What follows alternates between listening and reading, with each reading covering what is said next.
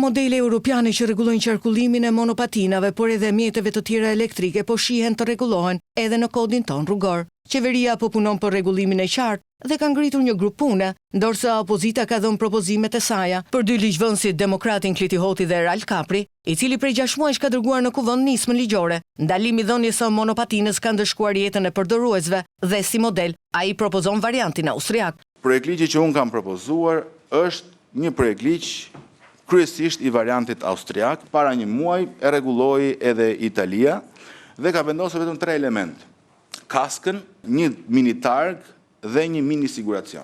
Me qëllim lehtësimin e futjes dhe masivizimin e përdorimit të automjeteve dhe këtyre motomjeteve elektrike, parashikohen 2 ndërhyrje në kodin rrugor. Ndërhyrja e parë, targat e veçanta, dhe ndërhyrja tjetër, ndërhyrja e dytë, le të themi, është lehtësimi financiar dhe administrativ për 5 vjet.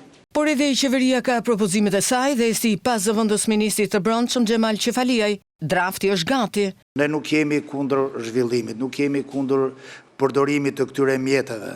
Ne jemi këtu për të siguruar jetën e qytetarëve në mënyrë që të ketë rregulla dhe precize fikse në këtë drejtim.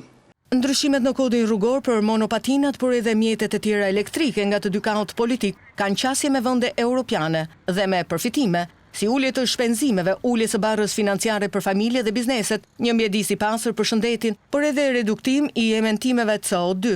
Projektligji për disa shtesa në kodin rrugor me propozimet e 2 deputetëve të opozitës Kliti Hoti dhe Ralph Kapri do të kalojnë për shqyrtim në të gjithë komisionet parlamentare, ndërsa drafti i qeverisë pritet të hidhet në publik.